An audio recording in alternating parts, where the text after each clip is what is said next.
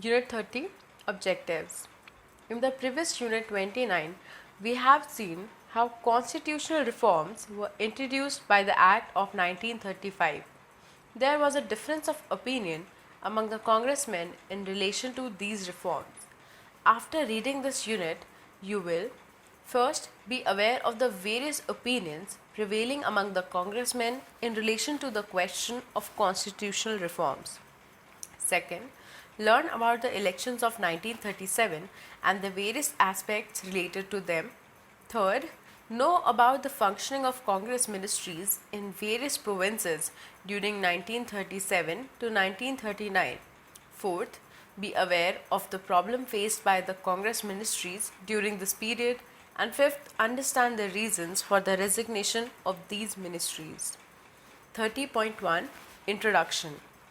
This unit deals with the political developments during the years 1936 to 1939. This was the period when the Congress gave up the path of confrontation and went for the constitutional politics.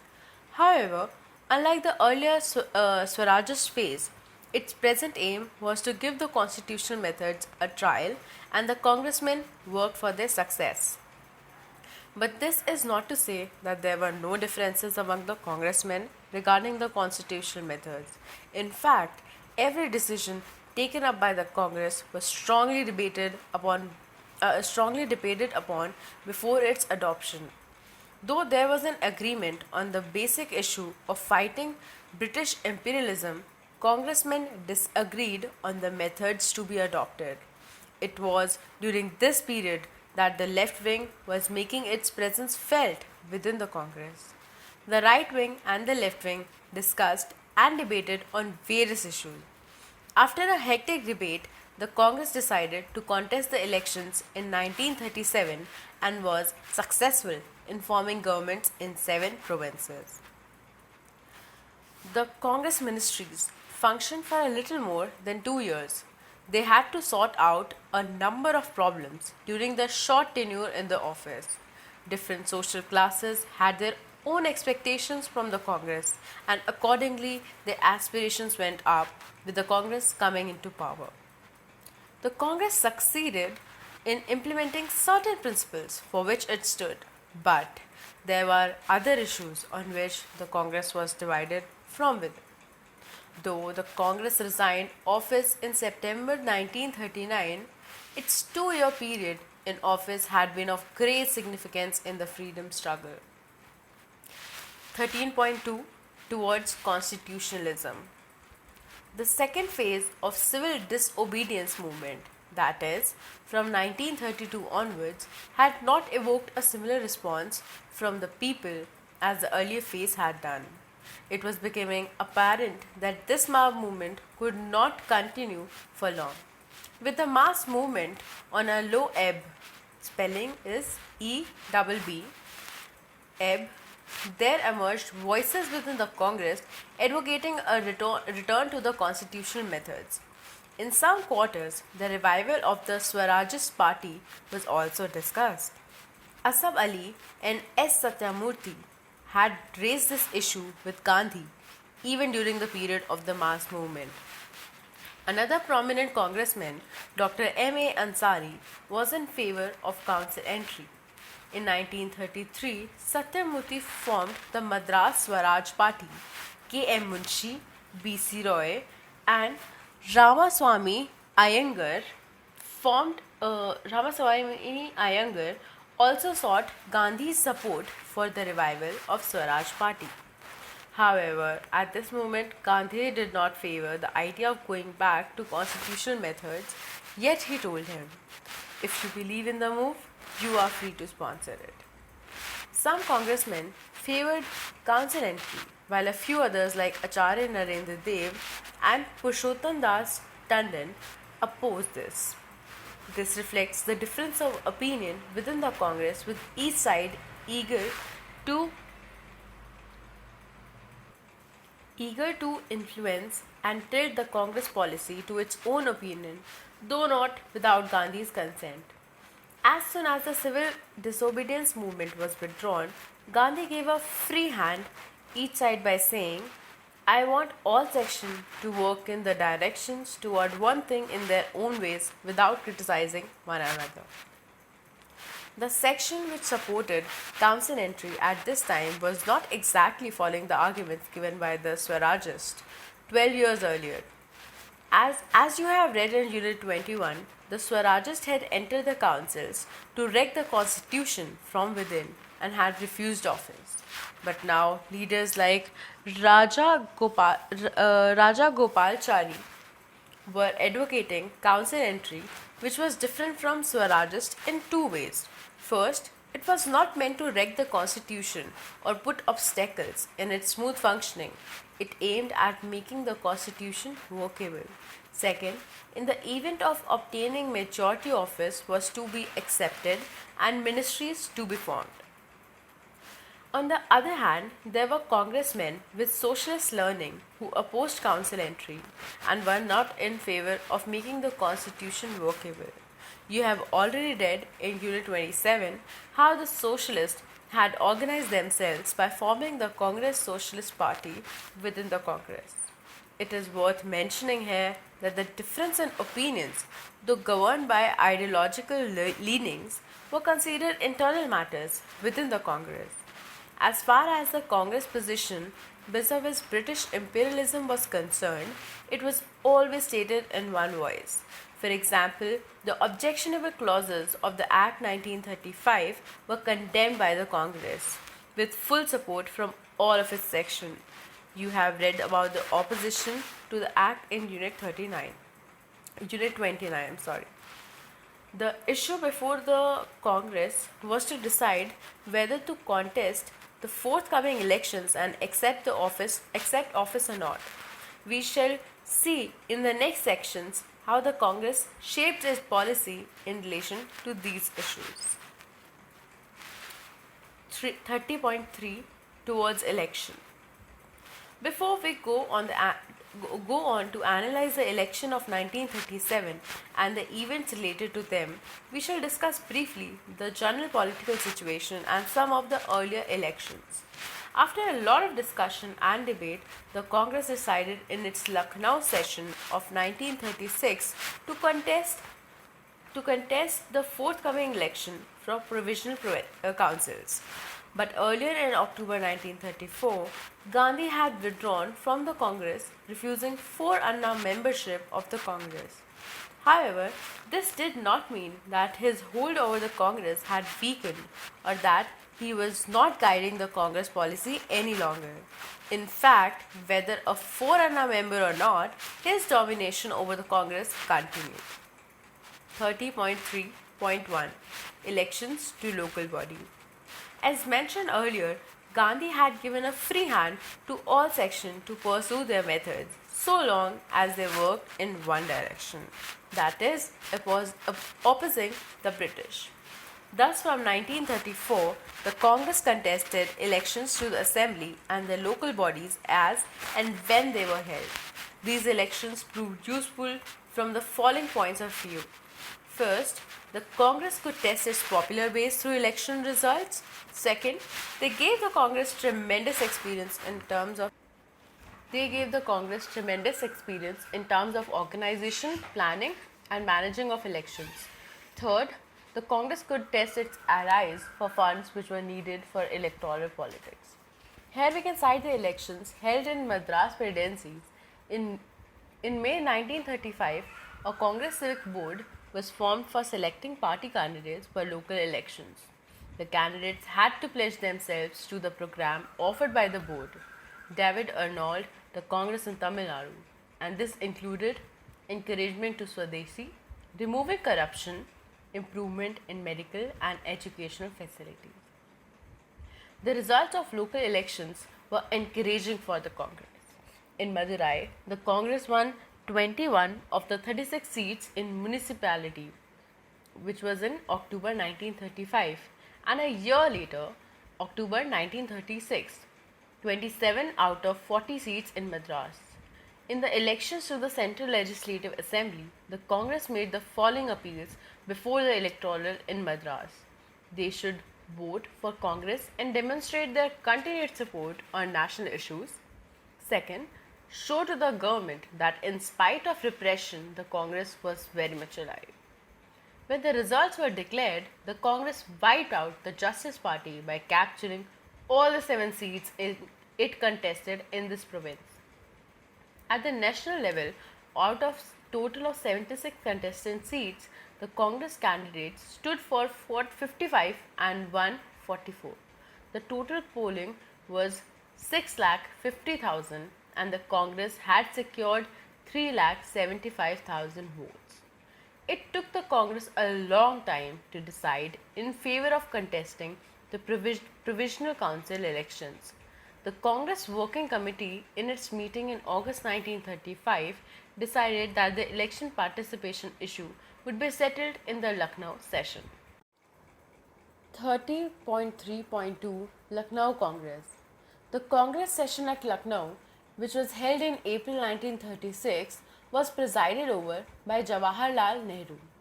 His presidential speech advocated socialism, which he regarded as the only key to the solution of world's problem and of India's problem. He lauded the role of the masses in the direct action struggles of the Congress, but as a note of self-criticism, he said, "Our policies and ideas are governed far more by the middle class outlook than by the consideration of the needs of the great majority of population." The solution to reach the people, according to him, was that the day-to-day struggle of the masses might be carried out on the basis of their economic demands and other grievances. Nehru also took the socialist into the Congress Working Committee.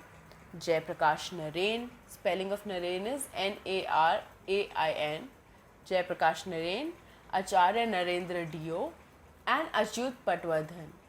A number of resolutions were passed in this session. Prominent among them were: first, the people of the state should have the same right of the self-determination as those of the rest of the India, and the Congress stands for the same political, civil and democratic liberties for every part of India. But the Congress pointed out that the struggle for liberty was to be carried out by the people of state themselves. You will read about this in the unit 32. Second, the provincial units of the Congress were asked to conduct agrarian inquiries, the findings of which would facilitate the work of AICC to form an All India Agrarian Program. The most important decision was that the Congress resolved to contest elections on the basis of a manifesto. However, the question of office acceptance was kept pending. This was an issue which generated tremendous debate within the Congress. For example, T. Prakasam and Satyamurthy strongly advocated office acceptance, while M.R. Masani dismissing the proposal, stating, "We are told a Congress ministry will be able to hoist the national flag on the government schools and institutions.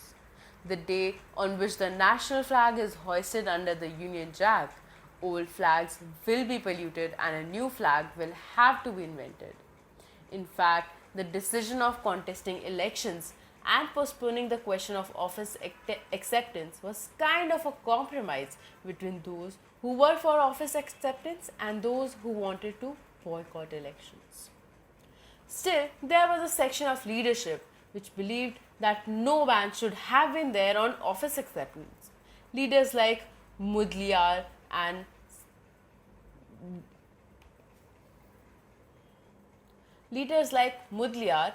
Satyamurthy in Madras, Dr. Khare in central provinces, and many others thought that a declaration in relation to office acceptance would have further brightened the electoral prospects. In certain quarters, discussions were already taking place regarding the office acceptance and would be chief ministers. However, as Raja Gopalachari put it, the Congress has once again shown its capacity for presenting a united front. The majorities in the debate should not be misunderstood to be any kind of political split. They are the normal machinery for collective thinking. Now there is a picture of a pamphlet of UP Kisan Inquiry Committee, which I'll read. प्रिय भाई, संयुक्त प्रांतीय Congress committee ने अपनी 3 मई की बैठक में एक किसान समिति निम्नलिखित सज्जनों की मुकर्रर की है: श्री पुरुषोत्तम दास टंडन, श्री गोविंद वल्लभ पंत, श्री संपूर्णानंद, श्री वेंकट नारायण तिवारी, लाल बहादुर। समिति को ये कार्य सौंपा गया है कि वह उन कारणों का पता लगाएं जिनसे किसानों की दशा इस समय इतनी खराब हो गई है, और साथ ही उन उपाय को बताएं जिनसे उनकी मौजूदा हालत में सुधार हो सके। प्रांतीय कमेटी के प्रस्ताव के मुताबिक इस समिति को 30 जून तक ऐसी संस्थाओं से जो किसानों के काम में दिलचस्पी रखती हैं रिपोर्ट मंगा लेनी है। इस समिति ने जांच करने की सुविधा के लिए एक प्रश्नावली तैयार की है, जिसकी एक प्रति आपके पास साथ भेजता हूँ। आपसे निवेदन है कि उस समय इस प्रश्नावली में से जिनके सवालों का जवाब दे सके खोज कर दें। अगर किसी सवाल का जवाब ना दे सके तो लिखिए कि किस वजह से नहीं दे सकते। जवाब देने में हर शीर्षक और उसकी अंतर्गत संख्या का हवाला दीजिएगा, ताकि यह पता लग सके कि किस सवाल का कौन सा जवाब है। 30.3.3 Election Manifesto. It was the task of Parliamentary Committee to draft the election manifesto of the Congress. The manifesto aimed at explaining the political and economic policies and program of the Congress. We list for you the prominent features of the election manifesto adopted by the AICC in August 1936. First point, the manifesto made it clear that the purpose of sending congressmen to the legislatures was not to cooperate with the government but to combat the Act of 1935 and to end it. British imperialism was to be resisted in its attempt to strengthen its hold on India. Second point, it highlighted the poverty of Indian masses, particularly peasants, workers, and artisans, and stated that for the vast millions of countrymen, the problem of achieving national independence can give us the power to solve our economic and social problems and end the exploitation of our masses. Third, the task of the Congress representatives was to take all possible steps to end the various regulation, ordinance, and acts which oppress the Indian people. They would work for establishment of civil liberty, release of political prisoners and detenus. Spelling of detenus is DETENUS, and undoing the wrong to the peasants, etc. Fourth point, in relation to industrial workers, the policy of the Congress would be to secure for them a decent standard of living, regular hours of work, and a better condition of labor. Their promises made included right to form union, suitable machinery to settle disputes with employers, and protection against the economic consequence of old age. There were many other promises in the manifesto, such as removal of untouchability, equal status of women, encouragement to khadi and village industries, and satisfactory solution on communal problem. The question of office acceptance was to be decided after the elections. Thus, the Congress was gearing itself for elections and trying to reach a decision for the selection of candidates. The Lucknow session was important from other point of view as well. It was during this session that the first meeting of All India Kisan Sabha was held under the presidentship of Swami Sahajanand Saraswati. 30.3.4 Faizpur Congress. Spelling of Faizpur is Faizpur. The next session of the Congress was held at Faizpur in December 1936, again under the presidentship of Jawaharlal Nehru. A variety of issues were raised in this session. These were related to both the international and internal situation. Nehru attacked fascism. Spelling of fascism is FASCISM. Nehru attacked fascism in his presidential speech, and the Congress passed resolutions condemning Italian aggregation of Abyssinia and Japanese aggregation of China. Spelling of Abyssinia is ABYSSINIA. The Congress warned the people against the resources of India being used by British in case of world war. On national issues, Nehru made it clear that the only logical consequence of Congress policy is to have nothing to do with the office and ministry. Any deviation from this would mean a kind of partnership with British imperialism in the exploitation of Indian people.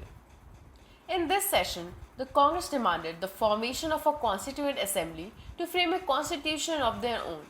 The question of office acceptance was stifled again. However, the most important thing which the Congress resolved at Faizpur was the adoption of an agrarian program. The major features outlined in this program included: first, 50% reduction in rent and revenue; second, exemption of uneconomical holders from rent and land tax; third, taxation on agriculture income; fourth, abolition of feudal levies and forced labor; fifth, cooperative farming; sixth, wiping out arrears of rent. Spelling of arrears is ARREARS. Seventh, modification of ejectment law. And eighth, recognition of peasant union, that is Kisan Sabha, etc. The program was, however, silent on the issue of abolition of zamindari and talukdari system. The Kisan Sabha leaders, though welcoming the program in general, criticized it on the ground that these systems were the root cause of peasant exploitation. They were supported by socialist leaders like Jai Prakash Narayan. Here it is worth mentioning that the right wing in the Congress was not in favor of zamindari abolition, but there is no doubt that agrarian program was a progressive document, and we shall see later went a long way in rallying the peasants behind the Congress. By this time, the Congress membership increased tremendously.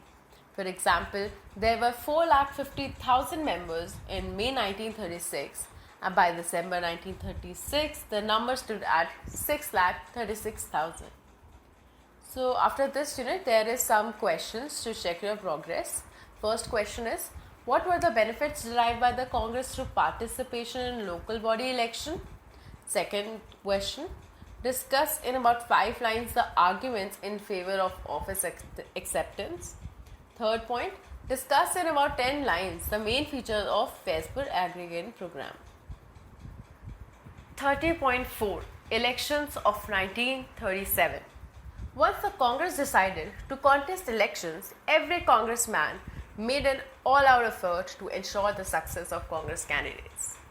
30.4.1 Selection of candidates. Let us have a brief look at how the candidates were selected by the Congress. The general procedure was that the provincial Congress committees would recommend names to the Congress Parliamentary Board, and the latter would have the final say in the selection. For doing so, the PCCs adopted a criteria which included the candidate should abide by Congress discipline and follow and work for the Congress program. Besides these two basic qualifications, the PCC also took into account the candidates' first, service to the Congress; second, popularity among the people; and third, ability to bear election expenses on their own. In spite of their sincere efforts to select the best candidates on the basis of above mentioned condition, in certain cases, caste played a role in this process. Rajendra Prasad wrote about the role placed by caste thus: "It is disgraceful for an organization like the Congress to do so, but success in the election was our first objective, and secondly, it should not be overlooked that the Congress is a widespread organization consisting of people of all castes." In certain cases, there were disputes over the selection.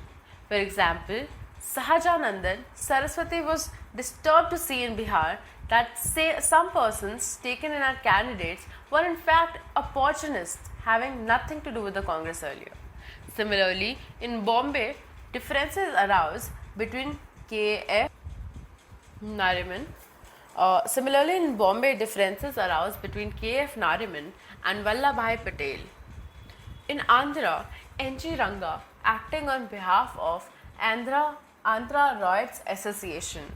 Spelling of Ryots is RYOTS. In Andhra, N.G. Ranga, acting on behalf of the Andhra Ryots Association, urged the Congress candidates to sign a pledge.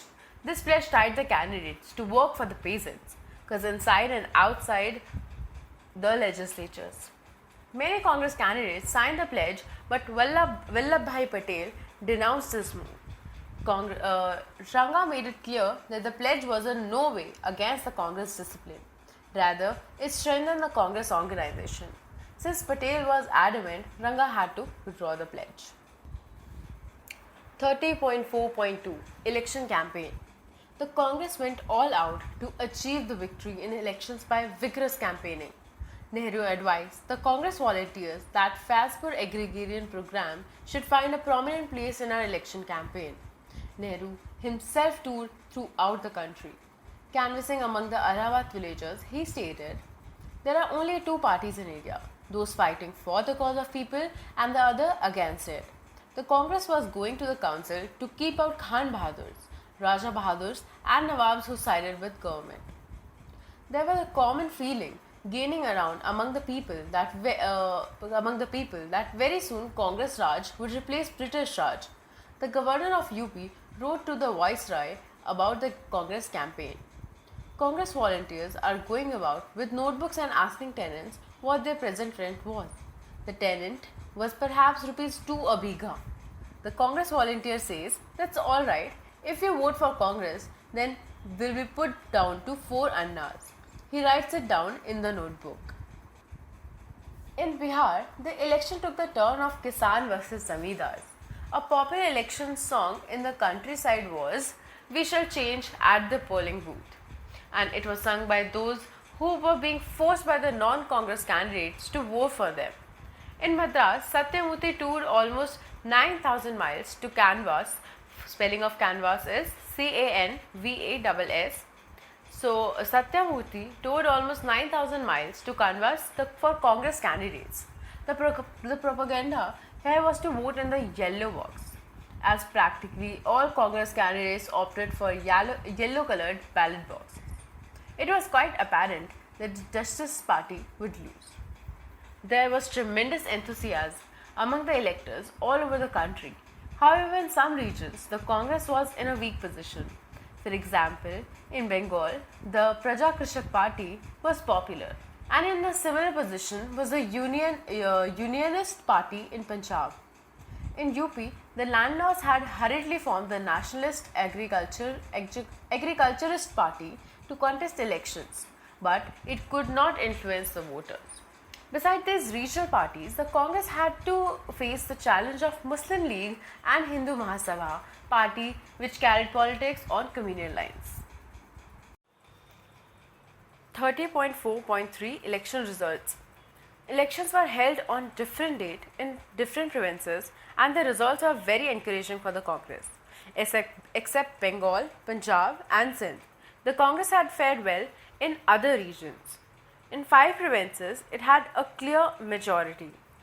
In Bengal, NWFP, Assam and Bombay, Congress emerged as the single largest party, whereas in Punjab and Sindh, its performance was poor. The party-wise position in Punjab was given in Table 2, and in Bombay, the party-wise position was given in Table 3. I'll read out the details of Table 2, which was of Punjab. Congress had 18, Unionist Party 98, Hindu Mahasabha 12, Akali 11, Khalsa National Party 13, Muslim League 2, others 21. So total party-wise position in Punjab was 175, adding up all these numbers. Then the Table 3, which was of Bombay, Non-Brahmin Party 8, Congress 87, Muslim League 10, Muslim Independence 12, Independents 17, Europeans 6, Peasants Party 2, Independent Labour Party 13, others 20, which made a total of 175. The Congress could not do well in the elections to upper houses, as the franchise there was limited to the upper strata only, which we can see in the Table 4. I'll read out the details of Table 4, which is Legislative Council Upper House results. Province Madras had total seats of 46 and the seats won by Congress was 26. In Bombay, the total seats were 26 and seats won by Congress was 13. In Bihar, total seats were 26 and Congress won 8. In UP, 52 seats were there and Congress won 8. And in Bengal, 57 seats were there and seats won by Congress were 9. As far as the reserved seats were concerned, we give a few examples for Congress performance in all 11 provinces. First point, out of 38 seats reserved for Labour, the Congress had contested 20 and won 18. Second point, 482 seats were reserved as Muslim seats. The Congress contested 58 and could win only 26 seats. Out of these, 19 were in NWFP. The Congress could not get a single Muslim seat in Bombay, UP, CP, Sindh and Bengal. However, it is worth mentioning that the performance of the Muslim League was no better.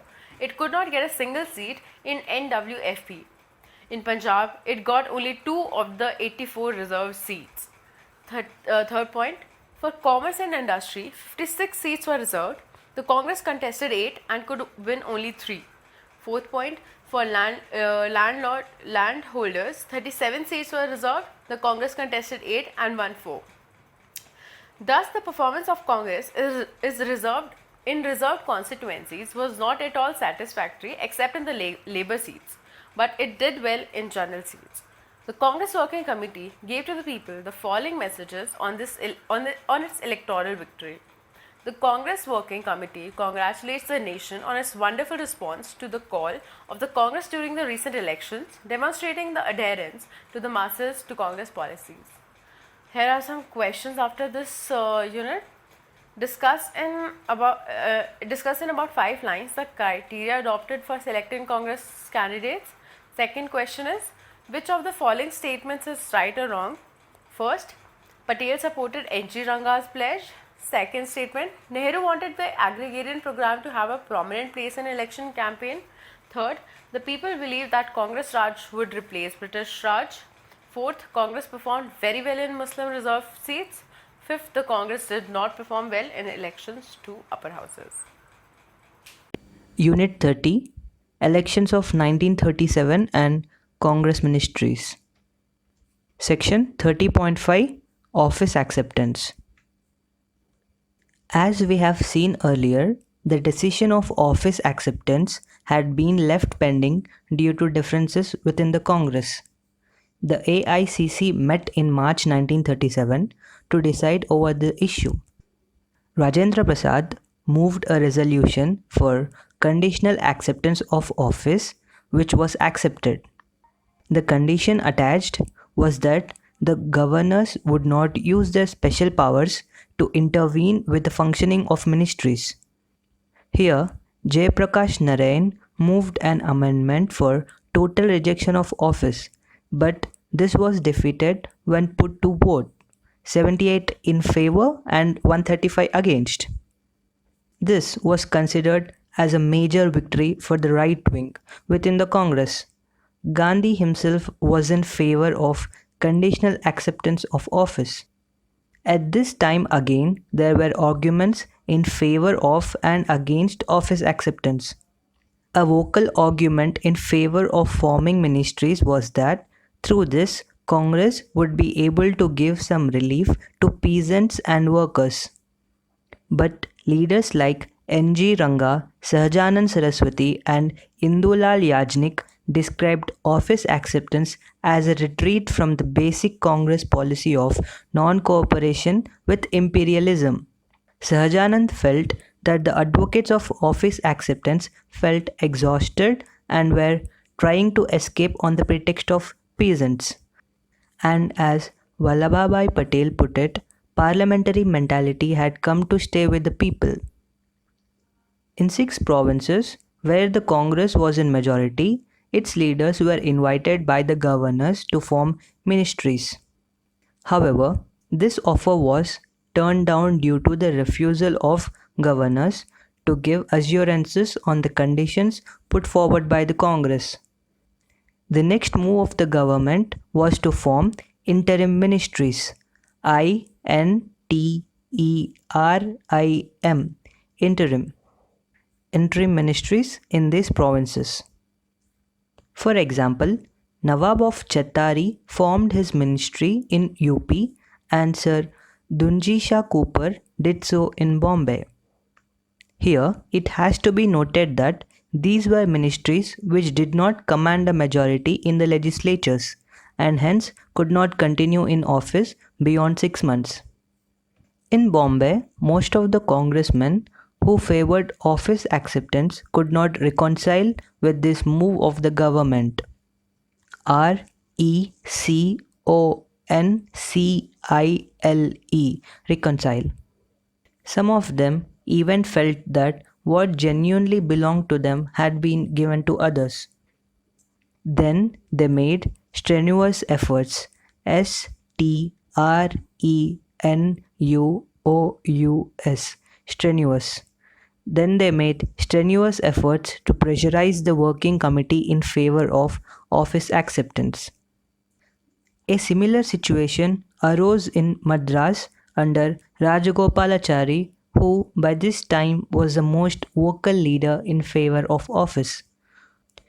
In Bihar, the work of the Kisan Enquiry Committee was revived, but what was being preached in the meetings was office acceptance. In UP, peasants were encouraged not to pay rents on the assurance that when the Congress formed the ministry, all arrears, ARREARS, all arrears of rents would be remitted. REMITTED, remitted. In some cases, the governors suggested dissolution of legislatives, like Lord Erskine, the governor of Madras, to the viceroy. But Linlithgow felt that the Congress would give way soon, and it was only a matter of time. At this same time, he was aware that those congressmen who were pro-office had shown remarkable discipline in abiding by the decision of the High Command. On June 20, the Viceroy clarified the stance of the government in relation to special powers of the governors vis-a-vis ministers. Vis-a-vis is a French word. It is a preposition which means in relation to or with regard to. It is spelled as VIS-A-VIS,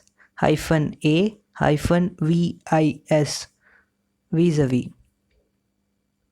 The CWC met at Varda in the first week of July and permitted office acceptance.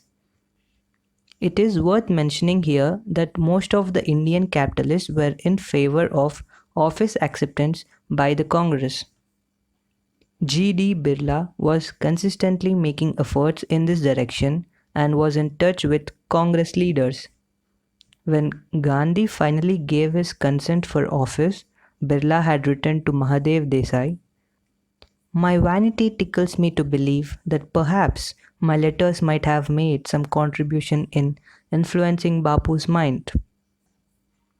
Birla had been so eager to bring the government close to the Congress that he informed Lord Zetland, the Secretary of State, about Gandhi's statement that office acceptance was an attempt to avoid bloody revolution on the one hand and mass civil disobedience on the other.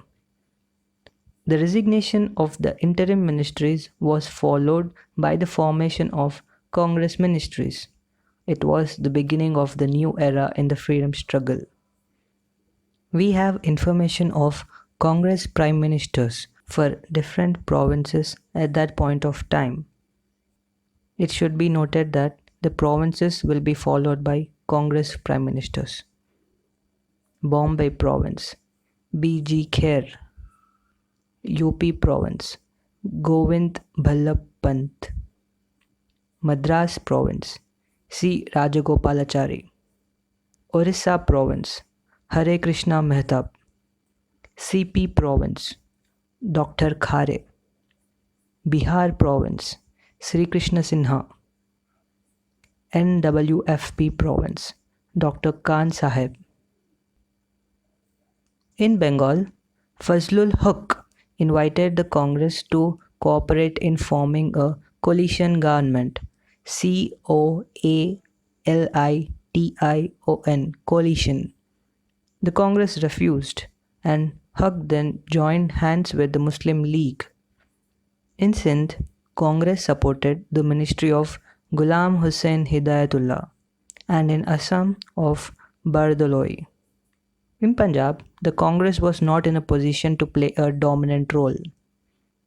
The Congress had delayed the decision of office acceptance by about 6 months. According to Raini Dhawan Shankar Das, the first Congress Raj, the Congress had gained by this delay. Point 1. The delay had disproved the election time propaganda against the Congress that they were office hungry and would jump at the first opportunity to form ministries. Point 2. The Congress unity had been maintained and demonstrated. Point 3. It had become clear to governors and the ministers that the word of the Congress High Command was supreme. Point 4. Governors would think several times before intervening in the work of ministers. Section 30.6. Congress Ministries at Work. The task before the Congress was a tremendous one, particularly in the light of the kind of expectations the people had from the Congress. We will now give you a brief thematic account of what the Congress did during nearly 2.5 years in office. Subsection 30.6.1. Political prisoners and civil liberties. The Congress, through its election manifesto, was committed to release of political prisoners and detainees. DETENUES, detainees. Many among them were in prison even without facing trials. The Andaman prisoners had informed Gandhi that they no longer believed in the cult of violence. The largest number of political prisoners were in Bengal, a non-Congress ruled province. Gandhi went to Calcutta to personally negotiate for their release, and after 3 weeks of long talks, he was able to secure the release of 1,100 detainees. In UP, many prisoners were released. Prominent among them were the Kakori prisoners. There were massive public demonstrations welcoming these prisoners. But the British government disliked this. Gandhi, Govind Ballabh Pant and Jawaharlal Nehru, while welcoming their release, condemned welcome demonstrations. Pant felt that such a response from the people could affect the release of other prisoners. And sure enough, the governors of UP and Bihar stopped the release of prisoners. Just before the Haripura session, March 1938, the prime ministers of these provinces submitted their resignations over the issue. The Congress position was clearly stated at Haripura that it would not hesitate in taking action in the matter of violent crime, but as the prisoners had shed violence, there was no risk in releasing them. Ultimately, the government had to bow down. The Congress also worked for lifting restrictions on the return to India of political exiles like Raj Behari Ghosh, Prithvi Singh, Maulvi Abdullah Khan, Abani Mukherjee, etc. However, it could not do much in this regard. The Congress was committed to civil liberties within the confines of non-violence. In September 1938, the AICC resolved that the Congress warns the public that civil liberty does not cover acts of violence, incitement to violence, or promulgation of palpable falsehoods. PROMULGATION, promulgation. Palpable, PALPABLE, palpable. It was made clear that the Congress will, consistently with its tradition, support measures that may be undertaken by the Congress governments for the defense of life and property. The left wing in the Congress was opposed to such an approach, and this resolution was termed as a defeat for them in the Congress. Subsection 30.6.2. the peasants' question. The peasant problem was a burning issue. Jawaharlal Nehru observed that the outstanding problem of India is the peasant problem. All else is secondary. He believed that the formation of Congress ministries had generated new hopes amongst the peasants, whereas the big zamindars and talukdars were organizing to resist this long deferred justice to the peasantry.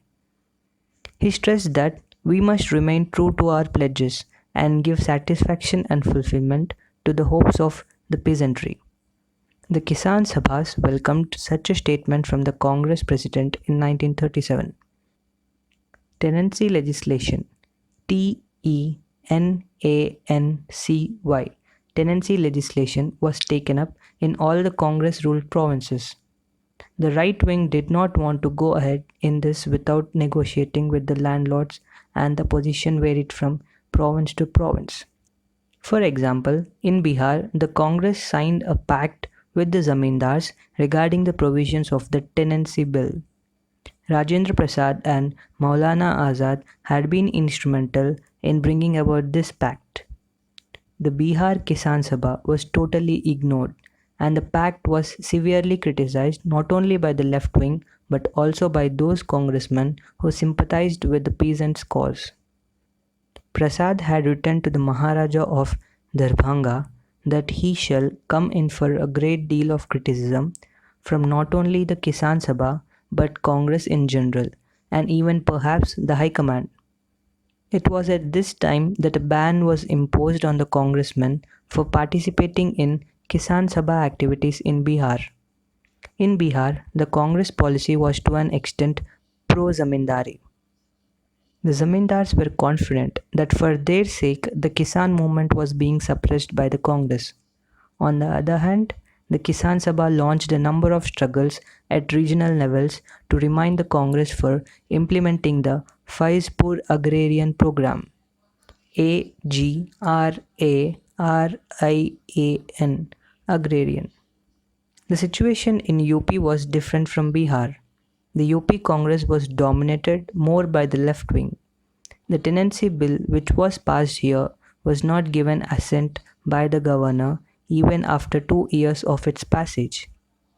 In Bombay, the Congress was successful in getting these lands restored to their original owners, which had been sold to new owners as a result of the no rent campaign during the civil disobedience movement. In all the provinces, efforts were made to protect the peasant from money lenders and increase irrigation facilities. But in most of the areas, the zamindars remained in a dominant position. For example, the zamindar of Kalikote in Orissa paraded lorry loads of reserve police in his villages to warn the peasants that he was as powerful as ever in the Congress regime. REGIME regime. But on the whole, this was a period of tremendous awakening among the peasants, and they stood behind the Congress. Unit 30 Elections of 1937 and Congress Ministries. Recording Part 2. Subsection 30.6.3 Labor. The Congress had promised better working conditions to the working class. However, its labor policy was influenced by the relations between the right wing and the left wing. The right wing believed that the relations between the laborers and capitalists should be based on the Gandhian principle of trusteeship, but the left wing wanted to deal with them along class lines. In October 1937, the Labour Committee appointed by the Congress gave a program which was accepted by the AICC. This included holidays with pay, employment insurance, leave with pay during sickness, to devise way to fix minimum wages, and recognition of such trade unions by the state which pursued a policy of peaceful and legitimate means. However, Bombay was the only province to undertake labor legislation. The ministry introduced the Industrial Disputes Bill with the aim to prevent strikes and lockouts as far as possible. According to the workers, this only meant a ban on strikes as a lockout was the most effective weapon in the armory of capitalists for the exploitation of workers, against which the government could do nothing. The workers went on strike, which was crushed by the Congress government with the help of the police. About 20 workers were killed in the police action. This period also saw a massive worker strike in Kanpur, where 24,000 workers struck work in August 1937, demanding higher wages and better living conditions. Here also, the strike was condemned by the Congress leaders. When the workers started picketing, PICKETTING, when the workers started picketing, Nehru stressed, if violence is resorted to, it cannot be expected that the government will not interfere and the army or police will not be called. The workers should remember that the government is very powerful and will put down violence by violence, and that the workers will be subdued in no time. Ultimately, this dispute was settled by the ministry. In Bengal, the Congress supported the strike in jute mills, March to May 1937. The Bengal PCC condemned the repression of jute workers by the Haq Ministry, which was a non-Congress government. During the Tisco workers' strike at Jamshedpur, Nehru and Rajendra Prasad acted as arbitrators. ARBITRATORS. Arbitrators acted as arbitrators between the Tatas and workers. Overall, the left increased its influence over labor during this period. Section 30.6.4 Constructive Program.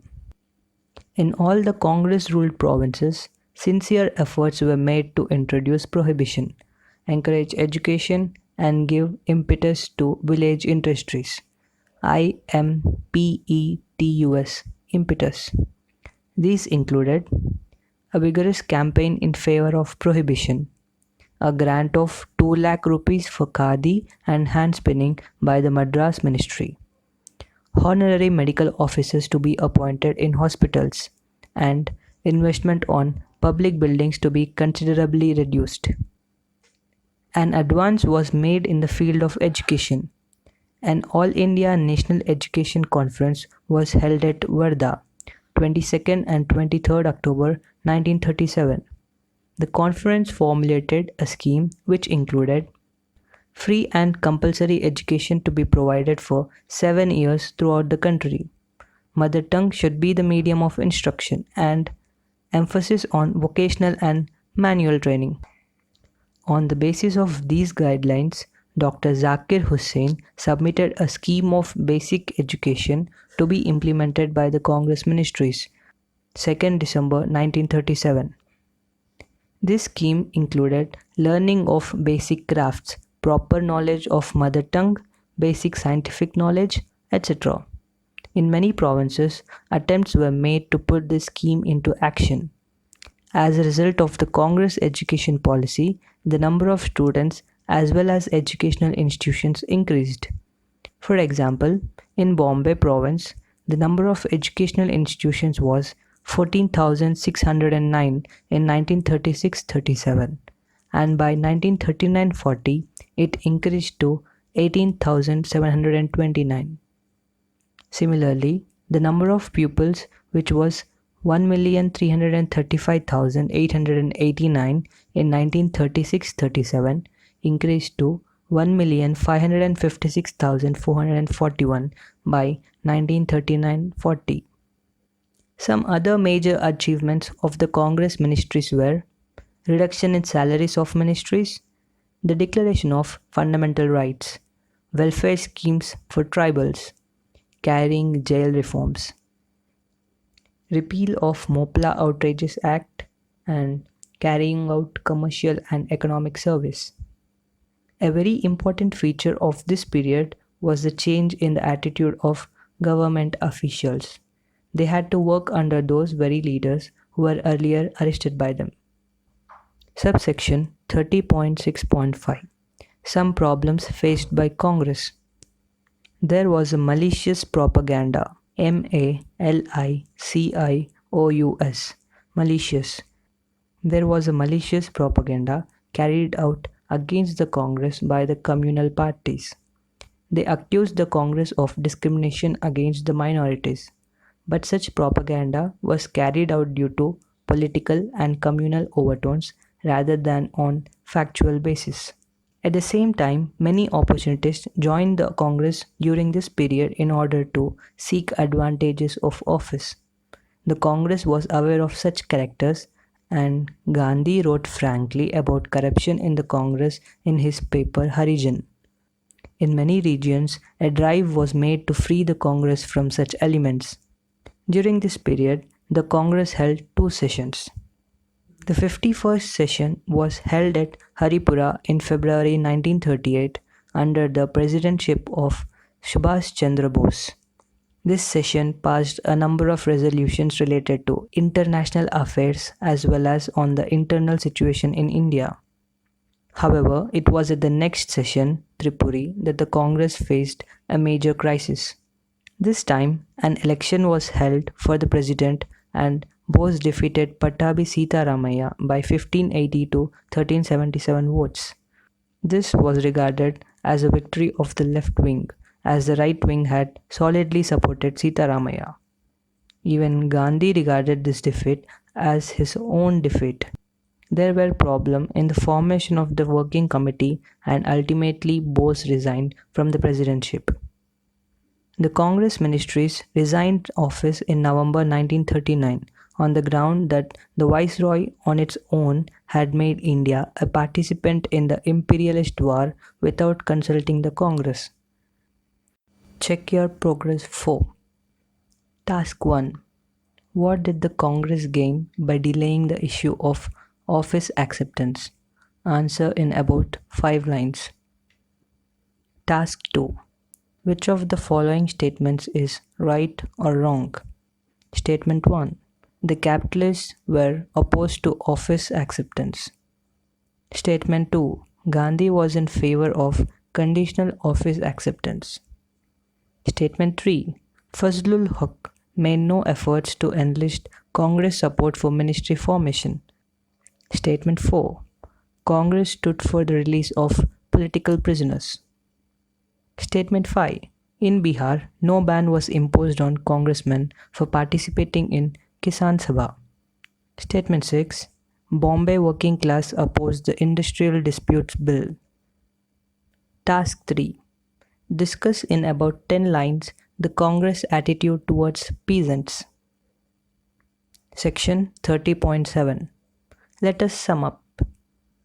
In this unit, we have seen how the Congress, after a long debate, decided to contest the elections and emerged victorious in 5 provinces. The victory of the Congress was attributed to its pro-people policies, particularly the agrarian program. In most of the cases, the zamindars and communal forces opposed the Congress, though there was difference of opinion among the congressmen in relation to participation in elections and then for office acceptance. Once a decision was taken, everyone stood solidly behind it. The ministries functioned under certain limitations but tried the best to give relief to the people. The constructive program got a boost during this period. The formation of Congress ministries was perceived by the people as their own Raj, and they firmly believed that the days of the British Raj were numbered. Though the left wing was very vocal, it was the right wing which dominated in the Congress in decision making in view of the fight against colonialism. Section 30.8. Keywords. Civil liberties. The freedom of movement and expression granted to the people by the government. Interim ministries. Since the Congress refused to accept office, the government invited others to form ministries. These ministries did not enjoy majority support in the councils and were formed as a temporary measure. Manifesto. A published declaration of aims and policies of a political party. Office acceptance. Here, this term has been used for agreeing to form ministries. Prohibition. Here, this word is used to denote the ban on sale and consumption of liquor.